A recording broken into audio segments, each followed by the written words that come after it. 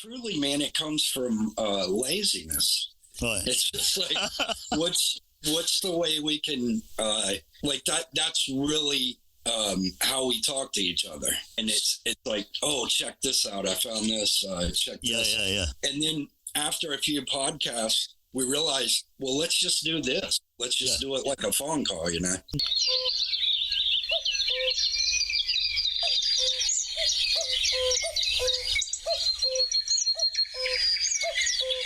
And this is what I played for him.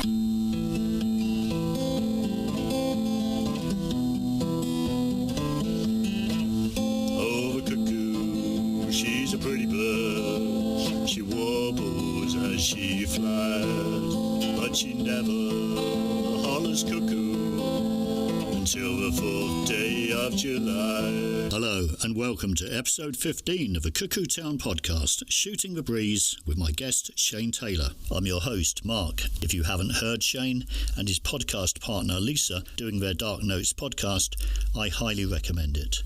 They specialise in high-strangeness, you know, all that weird and wonderful stuff, but they also talk about films, books, art and music, among other things. They have a novel approach to presenting their show. It's a live recording of their telephone conversations. They hit upon the idea of keeping it simple. They're not production heavy. It's all about the great content and their natural conversation. It's about them having fun, and as a consequence of them having fun, we, the audience, also have fun listening into their conversations. I recently had the pleasure of talking with Shane, one half of the excellent Dark Notes podcast. It was the first time that we'd spoken, aside from sending each other occasional silly memes, of course, or links to interesting articles. We got on well, and we hope to shoot the breeze again sometime soon. Along the way, we discussed high-strangeness, William Burroughs, therapeutic drugs, the pioneers of the Old West, Michael Nesmith, rebellion against government tyranny, or the lack of it, going to California, going to Florida, and lots of other interesting stuff too. And I should also mention that there are a few random swear words dotted around during this recording. But hey, we're grown men. It happens. Enjoy. When I was a teenager, my best friend, Greg, he had a big basement. So pretty much that was kind of the hangout for everybody. Everybody would go to Greg's basement, you know? Yeah. And we'd get fucked up and party down there. And but his parents were cool and about it because they were upstairs, and it was so relaxed that sometimes I'd be out partying somewhere and I wouldn't even be with Greg, but I'd just go there to sleep. Oh, right. In their basement. I'd crash on the couch in the basement, and I did that one night, and so I'm crashed out on the couch the next morning. And I look up and I see this guy wearing a flannel, looking at me, lighting a cigarette with a Zippo lighter. Yeah. And I thought the first reaction was, oh, that's his older brother, Whit. And I was like, hey, Whit. And as soon as I said it, I'm like, that's not Whit. And the figure just dissipated. Wow. Yeah, right in front of me. And I'm like, oh, man, like, I couldn't pull it together I was like, I gotta be dreaming. Yeah. I'm like, well, I'm not dreaming, I'm awake, you know. Was that your first ghost experience or not? No, I had seen stuff when I was younger. Yeah. But that one, after a while, I kept thinking about it, and I went to my friend Greg and said, I had this weird experience, and I told him about it, and he said, it's funny that you say that. My mom went through the same thing. She had passed someone in the hall, and she thought it was Whit, the older brother. Oh, right. And didn't get a good look at him or anything, and passed him in the hall. And then she went out the basement door, and there's Whit pulling in the driveway. And she's like, well, who was that? Yeah, that's freaky.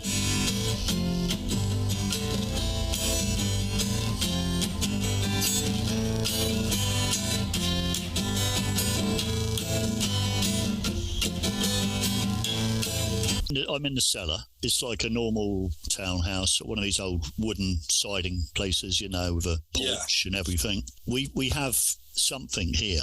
I don't know quite what it is, but we have something, some sort of presence here. It comes and goes. I could tell you dozens of stories about this place, but it's not terrible. It's not really scary. You just sort of accept it. It freaks you out occasionally, but you know when it's there because it's cold. It's really cold all of a sudden. Sometimes something will just, I don't know, fall off a shelf or something, and I'll go into the room where I heard the noise come from and find something on the floor, and it feels cold. Yeah. So it's always like one goes with the other. We went out on a paranormal investigation. It's on the podcast. I think it was episode 3 with a guy called Larry Wilson. Great guy, really, really good at paranormal investigation. Been on it 15, 20 years. He was a private detective. So he took us to this place where there's loads and loads of like weird, super weird activity. And he did say to us at the time, he said, people who hang with him, go into investigation, they often take stuff home with them. So we did all the usual things. We did the sage and all this. Well, actually, I think we forgot. I think that was our problem. I think we forgot. We definitely brought something home with us. Oh, wow. Yeah, and it wasn't good. It's just like a bad energy. Yeah. What happened to me the other day was a bit weird. There's a staircase that comes down from the kitchen area. I was fixing the stairs. I'm putting new treads in and painting it and everything. And so I was working all day. You know the noise a little power drill makes? It's on a battery. Yeah. You know, that sort of windy, sort of electric-y sort of sound, but it's like a like that. I'm just standing there working it all out. What to do next? It's very quiet. All of a sudden, I hear that sound, and it's unmistakable what it is, and it's in this cellar, and it's at the other end of the cellar, down the other end. It's clearly come from that end of the cellar, like not alongside me. Right. Now, I've got the drill with me. I haven't yet plugged it in. It's on the ground alongside me. So my instant reaction is to look round thinking, oh, I've left it on. Mine was an electric drill, and it wasn't plugged in, but the noise sounded like a battery, you know, one with a pack on the bottom. But my first reaction was to look at my drill. Yeah. My first reaction was, oh, my drill. And I looked around and thought, well, that can't be my drill because it's not plugged in. You know, it wasn't going when I looked down. But I realised the noise came from the other end of the basement. I walked down there because I've got like a bucket load of tools with battery packs and stuff, and it's quite messy. They're just chucked in this box. And I thought, well, maybe something slipped and it pushed the trigger. Yeah. And then that went off. That would be the logical thing, wouldn't it? So I tried all the little switches, and not one of them had any charge. Plus, the other thing was when I went down there, I got the shivers like you get. Yeah. So I think there was something there letting me know it was there, I think. It's like mimicking. Yeah. That to me is fascinating.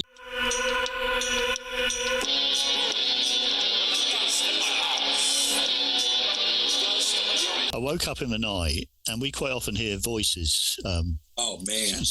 We sort of just around, usually at night, you know. Yeah. And I sort of partly sort of think, well, I'm maybe half asleep and I'm dreaming, you know. I sort of try and write it off. But one particular night, I woke up, and I think it was about 3:00 in the morning. Well, no, the thing that woke me up was a doorbell. Now, I've had this doorbell thing all my life, where a doorbell would go off, and quite frequently, well, always really, it's not the doorbell of a house I'm actually in, or not the current one anyway. But it's just like, and I hear it clear. It's sort of muffled, but it's definitely a doorbell. Yeah. So I heard this, and I'm just sort of coming around thinking, well, who's because I've got like a little digital clock thing at the side, and it was sort of 3-ish. And I'm thinking, well, I'm not going to answer it at 3 in the morning. That's a bit dodgy, you know. Yeah. And as I'm thinking, you know, who comes to a house at 3:00 in the morning, apart burglars, you know. Yeah. I was just thinking that, and a male voice right alongside my head says, like, this is so weird. Well, are we going to let him in or what? Like that. Oh my gosh.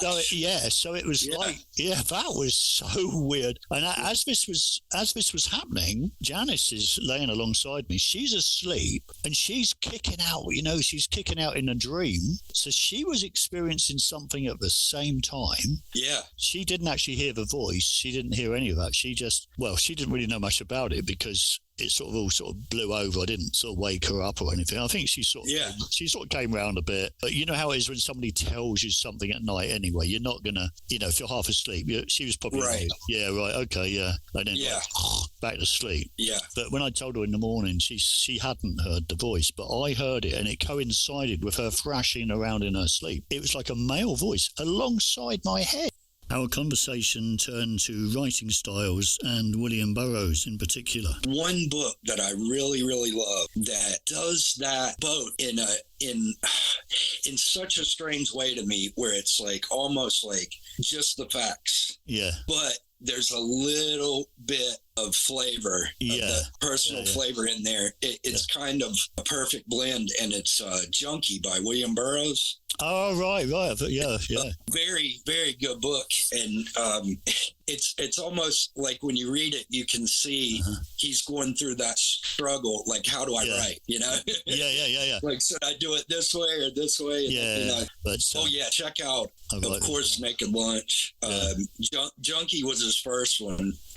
Queer is really good. And the later stuff is he was playing with a thing called the cut-up method. Right. And he would... Like when you write lyrics, like Bowie did it, didn't he? Yeah, that's right. Bowie got it from him. Yeah. Oh, cool. And but it's really strange. I mean, that whole thing can get tiring, but there's some gold in there. You know, there's some gold. But yeah, his first books were a lot different, but they're still good. Yeah. He didn't write a whole book based on that idea, did he? Like just that sort of, cutting out words and then assembling them into a sentence. And then what did that just inspire him to move on from what he found? Yeah, for him, it was like a way of liberation. It was a way of, like he can describe it. Yeah, I think I know what you're saying. He's sort of breaking out the patterns. Like we're all programmed to a certain degree. Right. So we're going to write, if I'm going to write about a certain subject, I'm probably going to do it the way I've been groomed over the years to do it by society. Exactly. But he's breaking that program. Right, exactly. And he would do this. He would even do that with tape recorders. Him and his friends would have conversations, and he'd take the recordings and splice them up and random. Wow. Some of it's really good. We see the future through the binoculars of the people. This is operational, even in the middle. After I started reading some Burroughs, I ended up, his favorite book is a book called You Can't Win. And it's memoirs of an American hobo at the turn of the century. The best book I've ever read. I love that hobo stuff. I love it, man. Yeah. Oh, you'd love it. Check it out. Yeah. And because of Burroughs, I found out about that book, and I reread it once a year. It's just amazing. Well, that's another thing, isn't it? Like you get into one thing, and it'll take you to something else that you'd never have done. That's the beauty. I've done that my whole life, man. That's the beauty of it. In trade to like with depression as well, like Woody Guthrie, and that's one of the things I love about America. To an English guy coming here, absolute eye-opener. Just a different way of life. Everything's so big. We drove over to California. It's like some fantastic countryside, which took me back to my youth of watching old cowboy films. Yeah. There's these like massive granite or whatever it is outcrops with like little trees on the top. And I kept looking up there expecting to see a Native American on a horse sort of holding his spear. You know what I mean? I kept looking. I think I'm going to see one. If I just keep looking, it's going to be a time slip or something. I'm going to see one. But, obviously never did. I'm fascinated with that too. That period of time where there was still, I don't want to say undiscovered land in America, but there was still the true pioneer spirit. That is fascinating to me. How you realize how incredibly strong these people were. My dad lived in Northern California, in San Francisco. Oh, right. And a couple of times I took a bus up north, and it was a 15-hour trip just to go up north, from one end to the other. It's a huge state. It's amazing and so much to see in that trip from south to north. I loved it out there, man. It was ultimately it's too expensive though. Were you on the coast or inland? I was in the desert, kind of. Riverside County, and it's 45 minutes from Los Angeles. and going into the desert. It's really, oh God, I remember the nights there, the summer nights. Sometimes it wouldn't get dark till like 10 o'clock. Southern California, man, it was nice all the time. Yeah, I'd love it. Oh God, it was wonderful, and barely rained. You know, the only time it would rain was in November.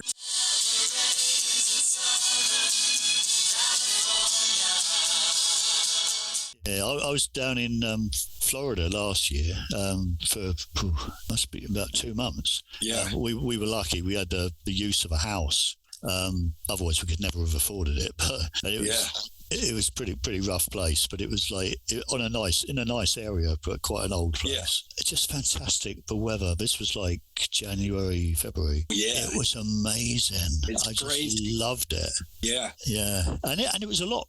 I didn't really expect to like the place because I knew that it was very flat, but it has its own charm. It's just like a beautiful place. What part of Florida? It was Naples. Yeah, it was a really pretty place, and and the people were amazing. I mean, and just sort of chatting to random people on the beach, you know, and we'd, every night, most nights, we went out to watch the sun go down.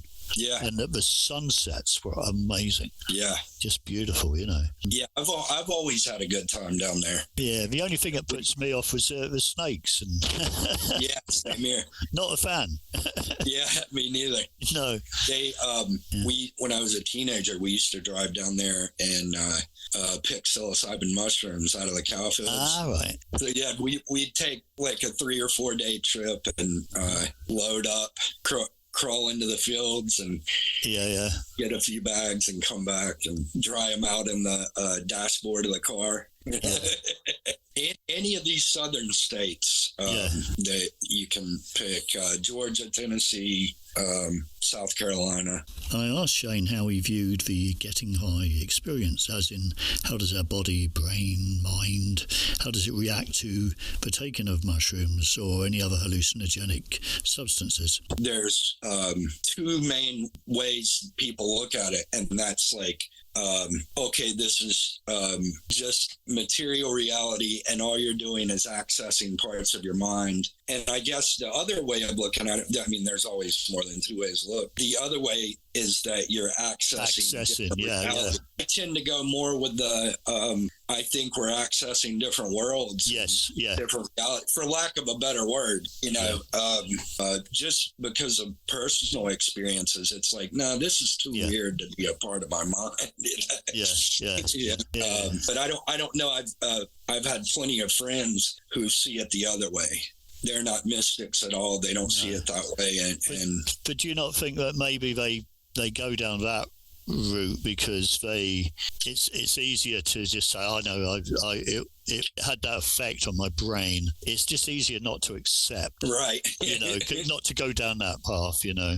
Right. I sort of go with, like you, I go with the latter. I think you're just accessing something, but you know, we've only got. I look at, like, you know, the brain is like a sort of decoder of information, right? Yeah. And I think we're sort of programmed from the creator, whatever that is, however that works. Yeah. And I don't know. And I think we're supposed to access a certain range, frequency, whatever you want to call it, and other beings live in other worlds. And occasionally, because we're high on whatever, we accidentally sort of stumble into that. Right. Or you can train yourself to go into it, like astral traveling.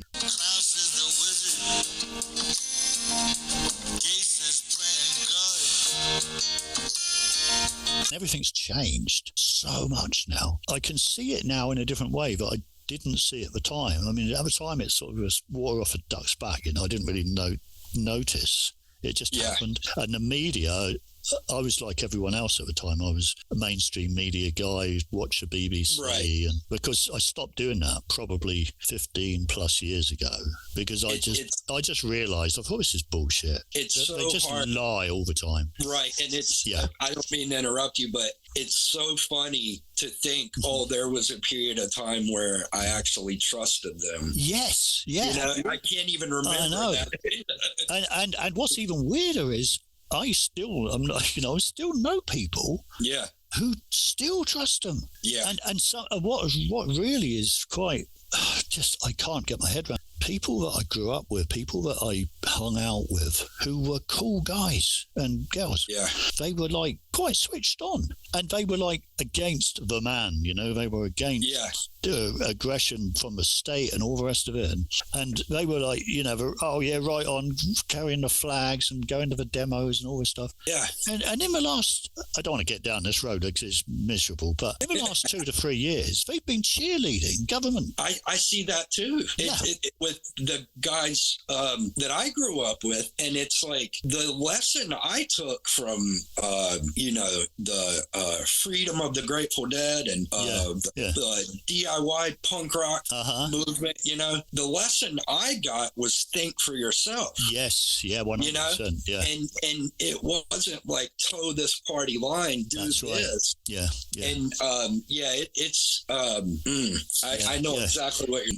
Part of that waking up. Yeah, I think part of that awakening when you realize they're just all corporate whores, like yes, you know, and they could give a fuck about us. There's a certain amount of despair in that. There really is. You know, it's hard when you realize this not to despair, but you know, that's a whole other thing. But So I get trying not waking up to that reality. I get it, but there just comes a point where you have to see reality, you know, and it's like, they don't have our interest. They don't have our. Oh no.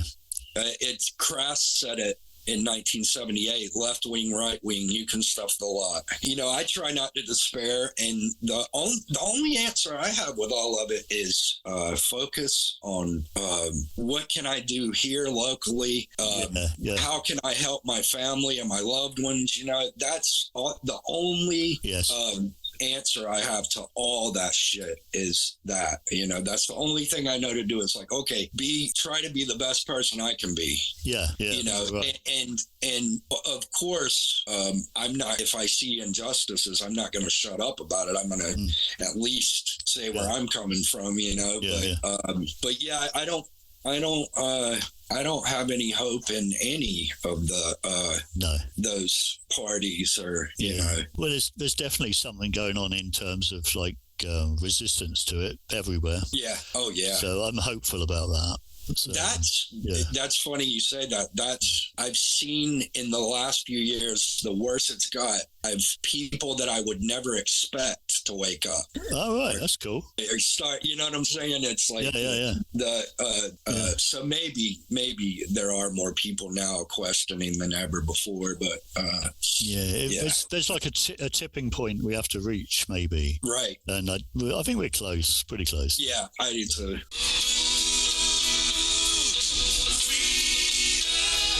Many subjects I'm interested in, and there's some subjects that will interest some people and they won't interest other people, and I just thought, well, I'm not going to be a people pleaser. I'm just like, I'm just going to do what I like and build it, and they will come, is what I think. And it's a slow process, and I think perseverance is key, isn't it? I totally agree, man. And like, thank you for the compliments on Dark Notes earlier too. I love it. But love it. Thank you, man. But that was kind of our thinking with keeping it simple. It's like, well, if we do it this way and just keep it really simple and just keep on it. And it is. Do our thing. And that's how it is. It's like, okay, at least it's out there, you know. It's like, you've built up a few. How many episodes have you done? I don't know, man. It's a lot now, isn't it? I'll have to go back and start numbering them, but we just give everyone a silly name. And I just love the stories, and just every now and again the story will come up. Oh wow, I love that one. And I tell you another thing. You're talking about the perseverance, and how if you just keep putting it out there, it's like, so your music, your opening music, like It's like as soon as I hear that, because I do a lot of property restoration here, and I have to have a podcast on because I always look. I've got like a select bunch of people that I will listen to whenever I put on a podcast and I'm working away. Just hearing that opening music, it's like, cool. I know I'm in for some entertainment for half an hour or whatever it is. That music. I've almost touched on this earlier, like that whole idea of like we're talking about the cutting up the names, the words, and sprinkling them out and then rearranging them into a sentence, and it sort of breaks that pattern. And it's the same thing with music. If you play something constantly, well, not constantly, but get on a regular basis, it becomes part of you. It gets in you. Yeah. And it stamps itself on you. And I think your theme tune does that. Yeah. And it's like that one I did with Cuckoo Town. I actually played that and I did it live because I never do things separately. I just did it live. Yeah. And I get sick of it, but at the same time, I imagine there's people out there who think, "Oh, good, it's Cuckoo Town." I hope so. Anyway, I hope so. Yeah, hell yeah. But it's like, what's the word? Like impressed, like stamped. Imprinted. Yeah, and quite a lot of I like that repetition. I absolutely really. It's like with reggae, and I just love it because it's natural. It sort of feels right. I love it. Music has my whole life. It's always done that for me, man. I love it. It's recently something that did that. You talk about that gradual imprinting. Yes, yeah. I was at work and this song comes on the radio, and it was something I'd never paid attention to before, and I was like, holy fuck, I've heard that my whole life. It's genius. It was Bruce Hornsby. Now I'm obsessed with that first album of his, and it was just that day. I'd heard that song 100 times. But it suddenly clicked. But it clicked, and I was at a really young age, I got turned on to punk, and but it took me a few years to. I never knew about the whole ska thing, and what it was, I had a friend that I worked with was from Manchester, right? Yeah, and this is still like pre-internet and all that, and he turned me on to all that old ska shit, cool. And it was like, oh man, where's this been all my life? And I actually at the time dug up a lot of that. They were that music was still hard to get, man. Was it? It was. Well, over here, it was. But I ended up getting a hold of all that old stuff, and I still love it. Our conversation turned to Michael Nesmith and the Scottish folk guitarist that I couldn't remember at the time. His name was Bert Jansch. Great songs. I love Nesmith songs. To me too, man. Yeah, they're much better than the poppy ones that the Monkees did. Yeah. They've got something about them, haven't they? They're just quirky. Yeah. Yeah, I've been a fan my whole life, man. I love Nesmith. Oh, brilliant. Yeah.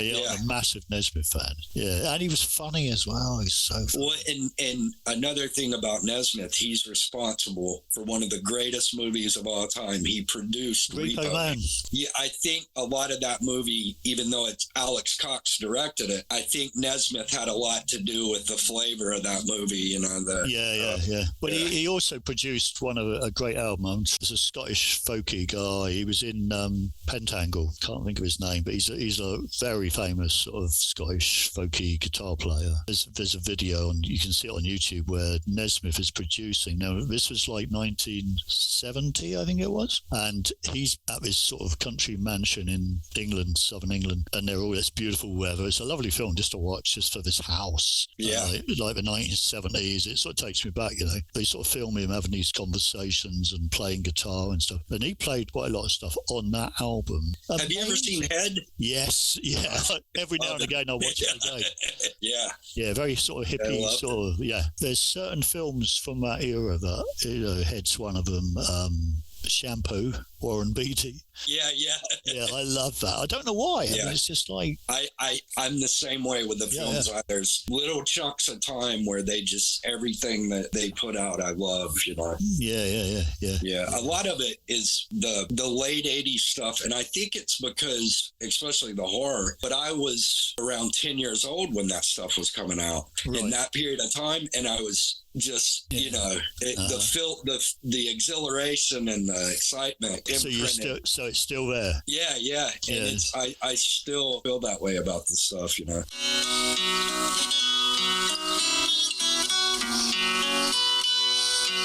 When I was 8 years old, me and my parents moved. My dad got transferred at his job, so we had to move to another city. And we moved into a new house. And pretty quick, I'd say within a couple weeks, and it was just me. My sister stayed behind in the old town to finish high school and stuff. And I still remember it like it was yesterday. I was sitting on a Sunday night watching TV, and my parents were outside talking to the neighbors, like introducing themselves to the neighbors or whatever. And they're out on the front porch and I'm in there all alone. And it was, you talk about that feeling. You just get that feeling. The chills, yeah. Yeah. And I automatically knew something was in the house with me and that it was to the right. Yeah. To the right of me. Uh-huh. And it was just like that, And so I'm like, I know if I turn my head to the right, I'm going to see some shit. And I don't want to, but I'm going to do it anyway. So I look to the right of me, and coming down the hallway was like, it's hard to explain, a lady in white, right, in a long flowing white gown and no facial features, just white. Right. She's floating down the hall, and like I said, you can't see any facial features, but she turns towards me and I'm like, oh my God, like instantly totally creeped out. Yeah. And I put my head down because I didn't know what else to do. Uh-huh. It's like, this thing's there, but if I don't look at it, right. Yeah. Like, it'll go away. So I'm just looking at the ground like, what do I do? And so finally I peek and she's still there. And I realize, okay, my parents are outside and I want to go run to my parents. Yes, now, yeah. But I have to run through her. Through her. Yeah. Yeah. So I did. I put my head down and I ran through her. Wow. And I didn't look up while I was doing it or anything. And I go outside and I stayed with my parents till they came back in. I never told my parents. For whatever reason, I still think about that. Like, why didn't I try to explain to them what was happening or what was the reason I didn't, And I'm not sure. But, that same house, I think, from what I can remember, that's all I saw, but I would hear voices all the time. And it was, but the thing I would hear, I would be in bed at night and it would be conversations, but you couldn't make out the words. Sort of muffled. Right. And there was more than one. Yeah. And it was just so freaky. The only thing I ever remember a couple of times that it would say my name. All right. Say Shane, Yeah. And that freaked me out more than anything. Yeah. Say that it was aware of me and maybe whatever this is mimicking my parents possibly. Or something, Yeah. And and I would hear laughter and stuff, and it was almost like you couldn't pinpoint it, like it was coming from the room. Yes, air, almost, Yeah. And that was the most intense ghost activity. That's the most intense one I've heard, I think. Really. Yeah, that was definitely that's as far as I can remember, besides seeing the light, that's the only thing I've seen that was that stunning. Yes, yeah. That. So could you see through her then? You clearly you could. Yeah, really, yeah. Yeah, but it was. It's like a sketch, was it? It really hard to explain. It was. It's almost like it was like a white silhouette, right? But it was like the white was moving and alive. Like it wasn't just a. Like this was busy. Do you ever see those pictures that you get these there's certain sites that show people send their photographs in of weird anomalies and stuff, and quite often when you'll see the ghost, within that ghost you'll see other faces. Yeah. So it's almost like they travel around like in a sort of what's the word I'm looking for? A conglomerate or something, you know? Yeah. That's the wrong word. Yeah. But it's almost like they're hitching a ride with a dominant Right. one. I think I was a lot more open back then, you know, definitely, because so many of my weird experiences happened in my teenage years and before that, you know. And I sometimes I tell Lisa, I can't imagine the shit I've forgotten. I bet there was some really cool shit that happened that I forgot about. Yeah. Oh no, I've been thinking about that lately. Not necessarily paranormal, but I've been going over it, thinking about it lately. Like, I think there's something to, like, the mind is so powerful that it's because I've forgotten a lot of stuff. You can shut things down, and I tend to think there's periods of my life that I have shut out. Yeah. And maybe for a good reason, you know? Yes, yeah. It maybe as a self-defense mechanism. And there's part of me that kind of wants to go through and explore that, you know? And the hypnotist angle, maybe. Yeah, I've thought about it. Although there's a lot of this, you know, a lot of people say, "Oh no, it's like not trustworthy evidence," and all the rest of it. I'm not sure either way on it. No, I'm not. I think it could be useful, you know. Yeah. In certain situations, I've actually thought about here in the States now. They've approved ketamine for medical use. Right. I knew somebody who used to take that. Yeah, I did too. Well, you have. I did too, but it wasn't approved at the time. Yeah. And but there's a company called Mind Bloom now. They'll send it to you, and they'll do a Zoom meeting through you and walk you through. All right. The therapeutic aspect of it, and I've thought about doing that. It's a few $100, man. It ain't cheap, but I've actually thought about it. So with an intent. Yes. With a therapeutic intent. Would you have to have someone that's like alongside you to just to be sure that you're not going to try and drive your car or whatever, you know? Yeah, you have to have somebody in the house. Yeah. They just have to be in the house. Oh, right. And you're doing a Zoom call like us with a therapist on the other end. Now, during your trip, the therapist goes away, but you have to, before it, you have to Zoom them, and they have to see the person in the background. The person has to come and wave and say, "Yeah, I'm here."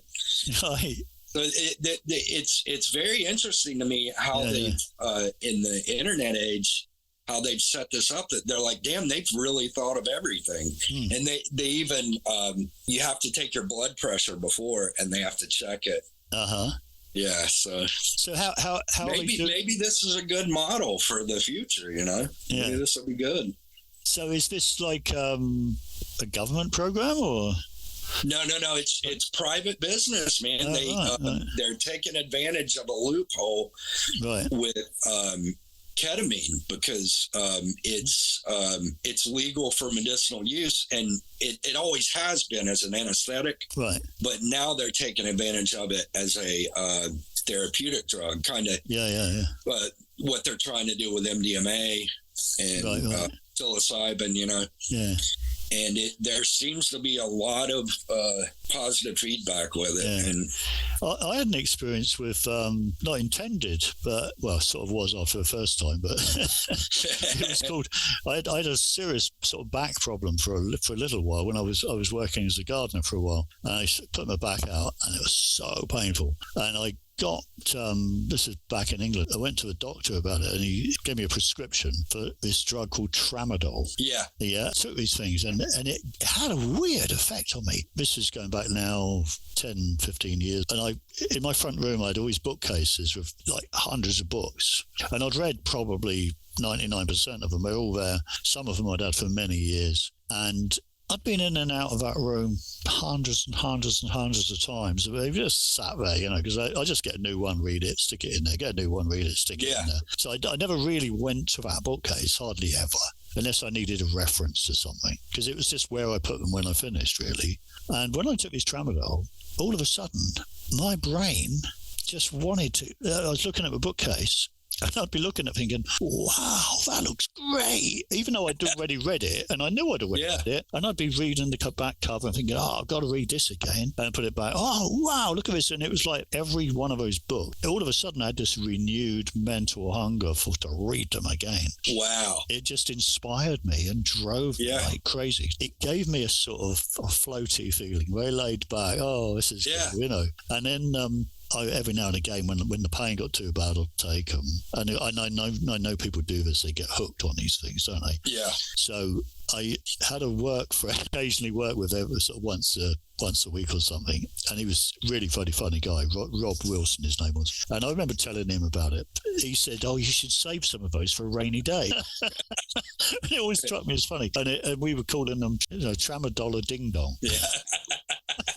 Yeah, it's funny the things that stick with you, but it definitely had an effect on me, and it was a good effect. It was like, it sounds good. Yeah, it just made me want to learn stuff all the time, you know. Yeah, because sometimes, you know, with best will in the world, you want to read a book, and you know a particular book, say, and there's part of you that's lazy, or me, and I could just listen to this podcast instead. But you really should be reading, because if you're reading, you absorb it more, or especially if you take notes. Yeah, I find taking notes is the best thing, because that's how I remember stuff. Yeah, me too. So, or have a little bit of music in the background, and then I used to do that with exams at school. I'd be learning facts and figures and stuff, and I'd put on like Pink Floyd or something, not too loud, just loud enough. And then there were certain if I timed it right, like a flow of something happening, this happened, that happened, or whatever, I could remember the answer by what part of the...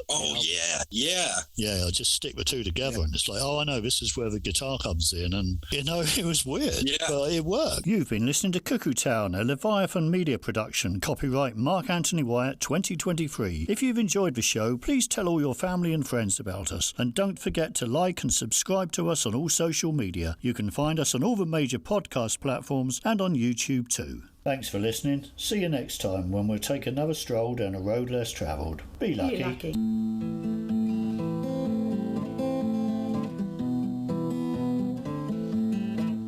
Oh, the cuckoo, she's a pretty bird. She warbles as she flies, but she never hollers cuckoo until the 4th day of July. Jack of diamonds, you're the meanest heart I know. Whether you're up my poor pockets, my silver and gold, I'm going up on a mountain, gonna build me a whiskey still, and I'll sell you one bottle for a $20 bill. Going up on a mountain, gonna stand there looking down, so I can see my pretty baby whenever she comes around. Oh, the cuckoo, she's a pretty bird. She warbles as she flies, and she never hollers cuckoo until the 4th day of July. Oh, the cuckoo, she's a pretty bird. She warbles as she flies, but she never hollers cuckoo.